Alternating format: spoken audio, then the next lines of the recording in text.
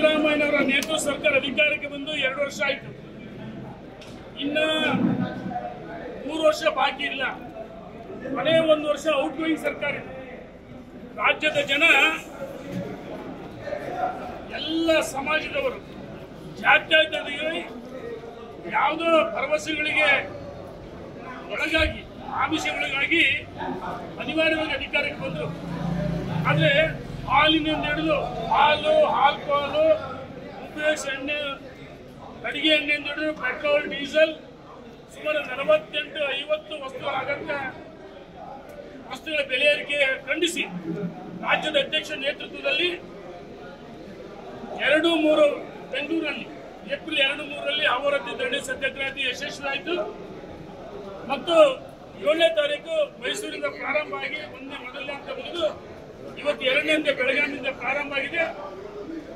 3ನೇ ಹಂತ ದಾವಣಗೆರೆಗೆ 21ನೇ ತಾರೀಕು 10 ಗಂಟೆಗೆ ಈ ಯಾತ್ರೆ ಜನಾಕ್ರೋಶ ಸರ್ಕಾರ ವಿರುದ್ಧವಾಗಿ ಪ್ರತಿಭಟನೆ ಈಗಾಗಲೇ ನಮ್ಮ ಎಲ್ಲ ಜಿಲ್ಲಾಧ್ಯಕ್ಷ ನೇತೃತ್ವದಲ್ಲಿ ಎಲ್ಲ ಮಂಡಲದವರು ಚರ್ಚೆ ಮಾಡಿ ಹೆಚ್ಚು ಸರ್ಕಾರ ಏನು ಜನರಿಗೆ ಮನವರಿಕೆ ಮಾಡಿಕೊಡ್ಬೇಕು, ಈ ಸರ್ಕಾರ ವಿಫಲವಾಗಿದೆ, ಜನಾಕ್ರೋಶ ಯಾತ್ರೆ ಯಶಸ್ವಿ ಬಗ್ಗೆ ಚರ್ಚೆ ಮಾಡಿದ್ವಿ, ನಿರ್ಧಾರ ಮಾಡಿದ್ವಿ. ನೋಡಿ, ಒಂದು ಜಾತಿ ಜನಗಣತಿಯನ್ನ ನಾವು ವಿರೋಧ ಮಾಡ್ತೀವಿ. ವಿರೋಧ ಮಾಡೋ ಉದ್ದೇಶ ಇದರಲ್ಲಿ ಎಸ್ಸಿ ಸಮುದಾಯಕ್ಕೂ ಅನ್ಯಾಯ ಆಗಿದೆ, ಪರಿಶಿಷ್ಟ ಜಾತಿ ಪಂಗಡ ಮತ್ತು ಹಿಂದುಳಿದ ಸಣ್ಣ ಪುಟ್ಟ ಜಾತಿಗಳು ಸರ್ವೆಯಲ್ಲಿ ಬಹಳಷ್ಟು ಅವೈಜ್ಞಾನಿಕವಾಗಿದೆ. ಮತ್ತು ವೀರಶೈವ ಲಿಂಗಾಯತ ಒಳ ಪಂಗಡ ಒಡೆದಾಕಿ ಈ ಸರ್ಕಾರ ಎಲ್ಲ ಒಂದ್ ಕಡೆ ರಾಜ್ಯದಲ್ಲಿ ಸನ್ಮಾನ್ಯ ಸಿದ್ದರಾಮಯ್ಯನವರು ಅಧಿಕಾರ ಸೂರ್ಯಚಂದ್ರ ಎಷ್ಟು ಸತ್ಯನೋ ನವೆಂಬರ್ ಡಿಸೆಂಬರ್ನಲ್ಲಿ ಅಧಿಕಾರ ಹಂಚಿಕೆ ಆಗೇ ಆಗುತ್ತೆ ಅಂತ ಹೇಳಿ ಕೆಲವ್ರನ್ನ ಅವ್ರನ್ನ ಹಿಂಬಾಲಕನ್ನ ಈ ಜಾತಿ ಜನಗಣತಿ ಅಸ್ತ್ರ ಬ್ರಹ್ಮಾಸ್ತ್ರವನ್ನು ಬಳಸ್ತಾರೆ. ನಾನು ಕೇಳಿದೆ, ಸಿದ್ದರಾಮಯ್ಯನವರೇ, ನಾವು ಜಾತಿ ಜನಗಣತಿ ವಿರೋಧಿಗಳಲ್ಲ. ವೀರಶೈವ ಲಿಂಗಾಯತ ಇರ್ಬೋದು, ಭಾರತೀಯ ಜನತಾ ಪಾರ್ಟಿ ಇರ್ಬೋದು, ಯಾವುದೇ ಸಮುದಾಯ ಇರ್ಬೋದು. ಕಳೆದ 10 ವರ್ಷಗಳ ಹಿಂದೆ ನೀವು ಜಾತಿ ಜನಗಣತಿಯನ್ನ ಕೋಟ್ಯಾಂತರ ರೂಪಾಯಿ ಹಣವನ್ನು ಖರ್ಚು ಮಾಡಿ ಜಾತಿ ಜನಗಣತಿ ಮಾಡಿಸಿದ್ರಿ. ನಿಮ್ಮ ಏನು ಆ ವರದಿಗೆ ಕಾಂತರಾಜ್ ಆಯೋಗಕ್ಕೆ ಕಾಂತರಾಜ್ ಅಧ್ಯಕ್ಷರು ಮಾಡಿದ್ರಿ. ಆ ಸಂದರ್ಭದಲ್ಲಿ ನೀವು ಅಧಿಕಾರದಲ್ಲಿದ್ದಾಗ ಮಾಡಿಸುವ ಬಿಡುಗಡೆ ಮಾಡಬೇಕಲ್ಲ, ಯಾಕೆ ಮಾಡಲಿಲ್ಲ? 10 ವರ್ಷ ಆಯ್ತು. ಇವತ್ತು ಕೇಳ್ತೀನಿ, ಸಿದ್ದರಾಮಯ್ಯನವರೇ, ನಿಮ್ಮ ಮನೆಗೆ ಬಂದು ಜಾತಿ ಗಣತಿ ಸರಿ ಮಾಡಿಲ್ಲ, ಮಲ್ಲಿಕಾರ್ಜುನ್ ಖರ್ಗೆ ಅವ್ರ ಮನೆಗೆ ಹೋಗಿಲ್ಲ, ಡಿ ಕೆ ಶಿವಕುಮಾರ್ ಮನೆಗೆ ಹೋಗಿಲ್ಲ, ನಮ್ಮ ಯಾರ ಮನೆಗೆ ಬಂದಿಲ್ಲ.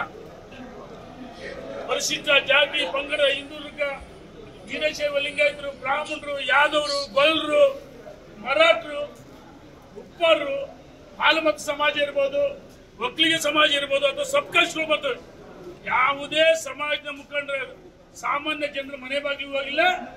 ಈ ಸರ್ಕಾರ ಎಲ್ಲ ಒಂದ್ ಕಡೆ ಮುಖ್ಯಮಂತ್ರಿಗಳು ಇದು ಏನು ಹಾವು ಬಿಡ್ತೀವಿ ನೋಡಂತೆ ಅರಿವೆ ಬಿಡಕೊಂಡಿದ್ದಾರೆ. ಈಗಾಗಲೇ ರಾಜ್ಯದಲ್ಲಿ ಎಲ್ಲ ಸಮಾಜಗಳು ದಂಗೆ ಹೇಳ್ತದವೆ. ನೀವೇನಾದ್ರೂ ನಾಳೆ 17ನೇ ತಾರೀಕು ವಿಶೇಷ ಸಚಿವ ಸಂಪುಟ ಕರ್ತೀರಿ, ಆಲೋಚನೆ ಮಾಡಿ ಸಿದ್ದರಾಮಯ್ಯನವರೇ.